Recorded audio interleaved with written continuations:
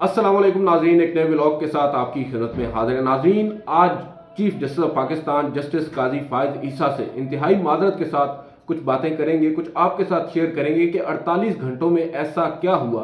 कि बिल आखिर भरम टूट गया और चीफ जस्टिस काजी फायद ईसा माजी में जो कुछ करते रहे हैं आज वो क्या कर रहे हैं, इस पर भी हम रोशनी डालेंगे। 48 घंटों की हम बात कर रहे हैं। आपको याद होगा इमरान खान साहब ने एक खत लिखा था चीफ जस्टिस काजी फायद ईसा के नाम और उसके साथ कुछ दस्तावेज भी लगाए थे। कुल 84 सफ़ात पर मुश्तमिल एक दस्तावेज उन्होंने जर्द लिफाफे में चीफ जस्टिस काजी फायद ईसा को अरसाल की और काजी फायद ईसा ने उसके कंटेंट पर बात करने की बजाय उसके जर्द लिफाफे पर या फिर जो जिसकी जानिब से भेजी गई है उसके ऊपर अपनी तवज्जो मरकूज की और मुख्तलिफ जो पहलू हैं उन पर तो रोशनी डाली, मगर जो बुनियादी बात है, जो एलिफेंट इन द रूम है, उसको एड्रेस करना वो भूल गए। और बज़ाहिर नज़र यही आ रहा है कि चीफ जस्टिस काजी फायद ईसा ने फाइनली अपना माइंड डिस्क्लोज कर दिया है। जो पहले सिर्फ चहमगोइयाँ हो रही थी, अब वो ओपनली बातें हो रही हैं कि चीफ जस्टिस काजी फायद ईसा शायद इमरान खान साहब या पाकिस्तान तहरीक इंसाफ के लिए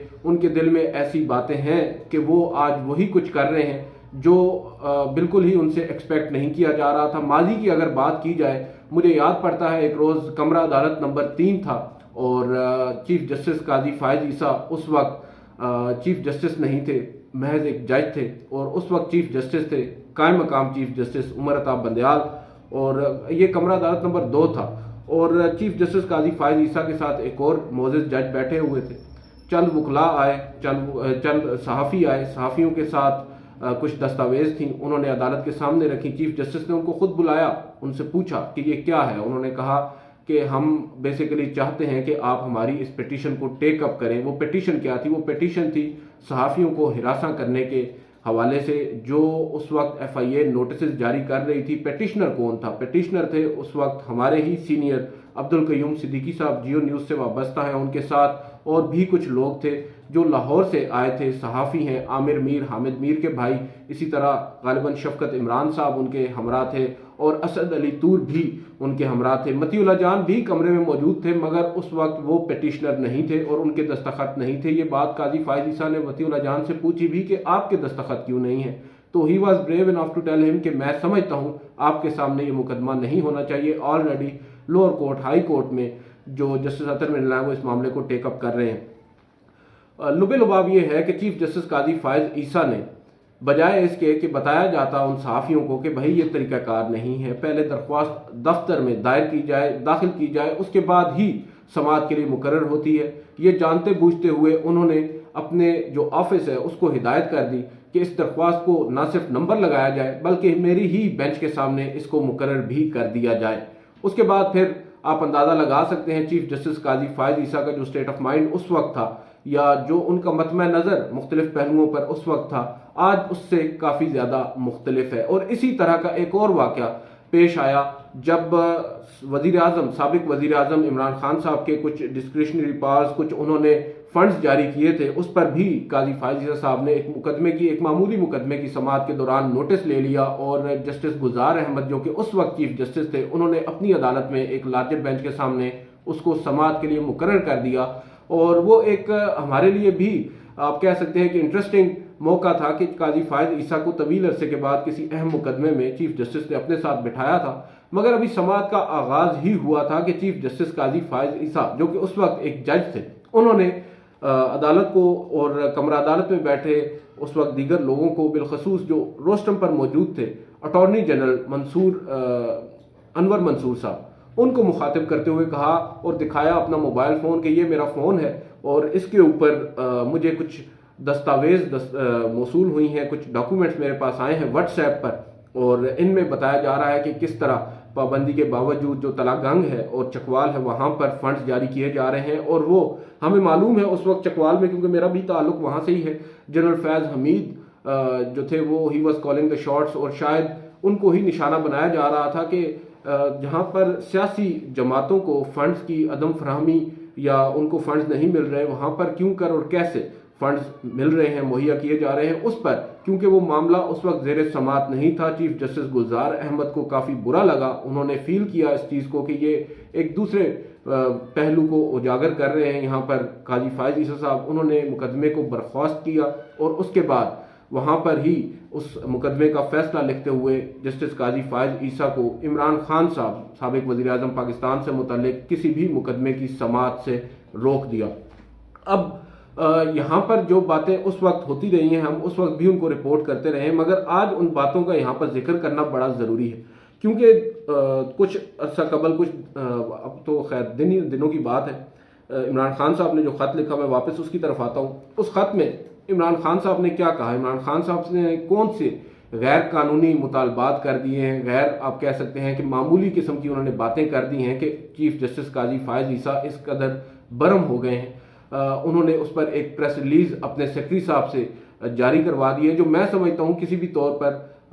गैर मामूली है और गैर ज़रूरी थी। उस प्रेस रिलीज को हम पहले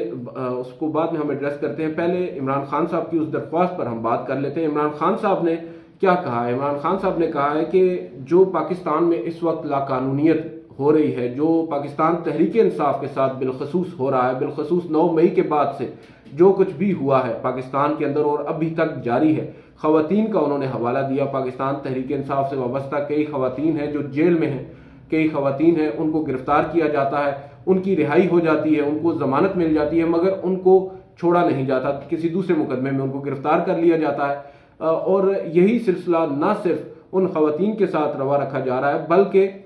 जो पाकिस्तान तहरीक इंसाफ के कई सीनियर रहनुमा हैं उनके साथ भी ये सब कुछ हुआ है, हो रहा है। और कई ऐसे लोग हैं जिनको ज़बरदस्ती पार्टियां छुड़वाई जा रही हैं। पाकिस्तान तहरीक इंसाफ के कई लोग हैं, उनसे ज़बरदस्ती पहले तो उनको उठवाया जा रहा है, उठवा कर फिर वो करते हैं प्रेस कॉन्फ्रेंस और उनकी जान बख्शी होती है। जो प्रेस कॉन्फ्रेंस नहीं करते उनको दोबारा से जेल में डाल दिया जाता है। और इस तरह की कई मिसालें हमारे सामने मौजूद हैं, जिंदा मिसालें हैं, ये तो कोई दूर की बात भी नहीं है। और वो ये कह रहे हैं कि वफादारियां तब्दील की जा रही हैं। एक पर्टिकुलर सियासी जमात जो जहांगीर तरीन साहब की बनाई गई है उसमें तमाम लोगों को शामिल किया जा रहा है। ये सब जानते बूझते हुए काजी फायज ईसा क्यों कर इस मामले पर खामोश हैं, ये बात समझ से बालातर है। माजी में जो काजी फायज ईसा साहब का स्टांस रहा है, जो ह्यूमन राइट्स की वो बात करते रहे हैं, जो खवातीन के हकूक की वो बात करते रहे हैं, आज उसके बरक्स वो अपना एक बयानिया लेकर चल रहे हैं, जो कि काफ़ी ज़्यादा उस पर लोग भी रंजीदा हैं, काफ़ी ज़्यादा गमज़दा हैं कि चीफ जस्टिस काजी फायज ईसा से तो ये एक्सपेक्ट नहीं किया जा रहा था। उनके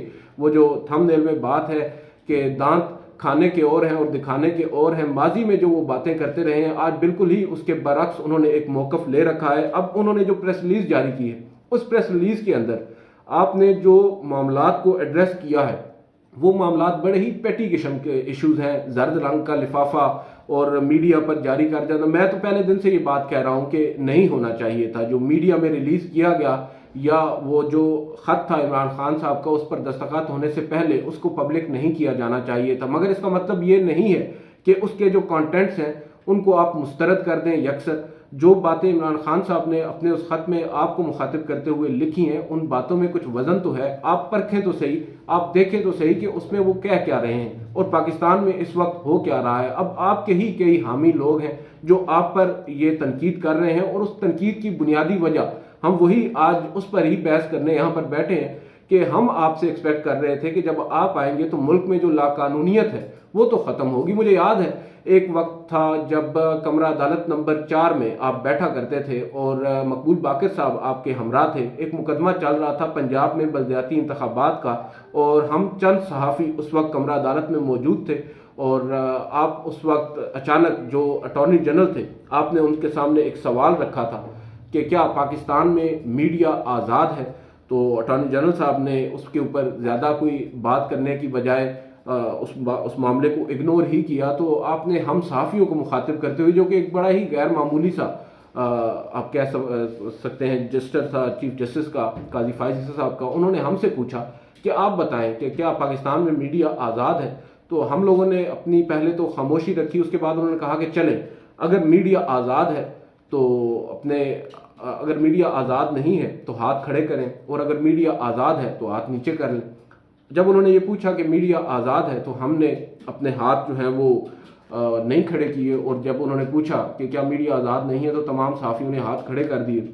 अब ये बात जो उन्होंने वहाँ पर उस वक्त कमरा अदालत में पूछी थी, हमारे लिए एक उम्मीद थी। हम ये समझते थे कि काजी फायज ईसा इज़ द ओनली जज जो पल्स है, पब्लिक की पल्स है, उस पर भी उनका हाथ है। उन्हें पता है कि आम पब्लिक जो है वो इस वक्त क्या सोच रहे हैं, क्या समझ रहे हैं और उनके जो ह्यूमन राइट्स है वो किस तरह वायलेट हो रहे हैं। हमें ये अंदाज़ा नहीं था कि वो शायद जो पाकिस्तान में बुनियादी इंसानी हकूक उस वक्त सलब हो रहे थे वो उसके ऊपर ज़्यादा रंजीदा नहीं थे, बल्कि जिनकी हुकूमत थी उन पर शायद उनको ज़्यादा गुस्सा था। और वो उन्हीं की हुकूमत थी जिन्होंने इमरान खान साहब के,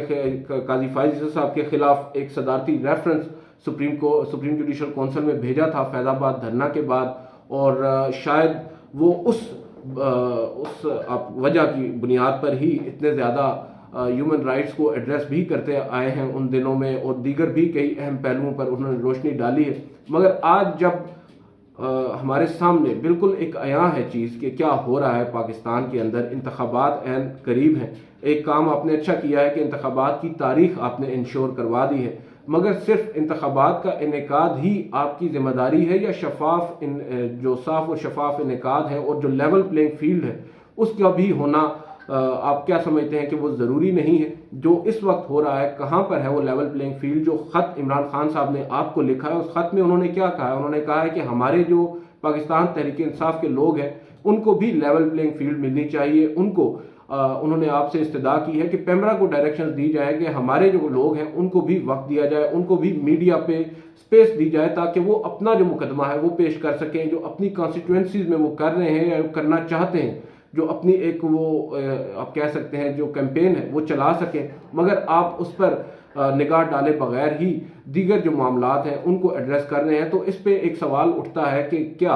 काजी फायज ईसा लेगेसी क्या छोड़कर जाना चाहते हैं? उनके पास वक्त तो अब बहुत कम है, अब तकरीबन 8-9 महीने, उसमें तातीलात भी आ जाएंगी गर्मियों की, और गर्मियों की तातीलात निकाल कर आपके पास क्या वक्त बचता है? और उस वक्त में आप क्या कर सकते हैं? क्या इस्लाहात आप लेकर आ सकते हैं? जैसा कि बहुत से साफ़ी आपसे ये सवाल पूछ रहे हैं कि आप एक्चुअल में अब कर क्या सकते हैं। एक चीज़ है जो आपके सामने एक नज़र आ रही है और वो है इंतखाबात का बर वक्त इनेकाद। चलें ठीक है, उसमें आपने एक फ़ैसला दे दिया है जो बड़ा ही खुश आइंद है, मगर क्या उस अदालती फैसले पर आप अमल दरामद करा पाएंगे? और उसके साथ साथ जो इंतखाबात आप के दौर में होंगे क्या वो शफाफ होंगे, या फिर 2018 के इंतखाबात के बाद जो कुछ साकिब निसार साहब के किरदार पर बात होती रही है, क्या चाहते हैं आपके किरदार पर भी इसी तरह उस वक्त बात हो जो जब ये इंतखाबात का अमल मुकम्मल हो जाएगा? तो इस तरह के कई अहम सवालात हैं। जहाँ तक बात है प्रेस रिलीज जारी करने की, और जहाँ तक आपने ये सवाल एक रेज किया है कि इसको पब्लिक क्यों किया गया है, इस एक सवाल को अगर आप इस हद तक उसके ऊपर अपना गुस्सा निकाल रहे हैं तो माजी में माजरत के साथ हमें भी कई खत मौसूल हुए हैं जब आपका सदारती रेफरेंस चल रहा था और रेफरेंस के ऊपर अभी कार्रवाई चल रही थी और आपकी खतो किताबत भी उसके साथ साथ पैरेलल चल रही थी। कभी आप जस्टिस आसिफ सईद खोसा उस वक्त के चीफ जस्टिस को खत लिखा करते थे, कभी आप सदर आरिफ अलवी साहब को डायरेक्टली खत लिखा करते थे, और वो खत भी मीडिया पर ही सबसे पहले सामने आते थे। उस वक्त तो ये बात नहीं हुई कि मीडिया को क्यों भेजा गया। और अब जबकि इमरान खान साहब जो एक सियासी जमात से वाबस्ता है, एक सियासी जमात के सरबराह हैं, उनका काम ही पब्लिक को डील करना है, उन्होंने एक खत अगर पब्लिक में जारी कर दिया है आपको भेजने से पहले, तो उसके ऊपर इतना वावेला क्यों? हाँ, जहाँ तक बात है एक जज की या एक सरकारी अफसर की, उसकी बात तो समझ में आती है कि उनका पब्लिक के साथ इंटरेक्शन नहीं होता, उनके खतूत जो हैं वो पब्लिक में ना जाएं तो ज़्यादा बेहतर होता है। बावजूद इसके आपके खतूत हम तक पहुँचते रहे हैं। और मुझे याद है अभी माजी करीब में जब जस्टिस बंदयाल साहब के दौर के अंदर एक जुडिशल कमीशन का इजलास हुआ था सुप्रीम कोर्ट में जजेस की तकर्री के मामले पर, और वहाँ पर काफ़ी तल्खी हुई थी आपके और जस्टिस बंदयाल के दरमियान, काफ़ी तल्ख बातें भी हुई थी। उसके फ़ौरन बाद प्रेस रिलीज जारी हुई। प्रेस रिलीज जारी होने से पहले आपका ख़त मंजर आम पर आ गया, और प्रेस रिलीज जारी होने के बाद एक दूसरा ख़त आपका और जस्टिस सरदार तारिक मसूद का मंजर आम पर आ गया। तो ये खतूत को जवाज़ बनाकर किसी की दरख्वास्त को एंटरटेन न करने का जवाज़ हमें तो कम अज़ कम समझ में नहीं आ रहा। जहाँ तक बात है कि कई सीनियर वकला पाकिस्तान तहरीक इंसाफ को रिप्रेजेंट कर रहे हैं कई मुकदमात में, वो एक अलग बात है। एक शख्स जेल में बैठा है और उसको इस वक्त कोई रेमेडी उसको नज़र नहीं आ रही कि वो उसको अवेल करे, बावजूद इसके वो कोशिश करता है आपको एड्रेस करने की और आपकी तवज्जो दिलवाता है उन अहम पहलुओं पर जिन पर शायद आप नज़र दौड़ा नहीं रहे, और उस पर बजाय इसके कि आप उस दरख्वास्त को एंटरटेन करें, उस दरख्वास्त के ऊपर कुछ सवाल रेज करें, पूछें उन लोगों से जो इस वक्त मुक़्तदर हल्के हैं, जो इस वक्त ताकतवर लोग हैं, जो इस वक्त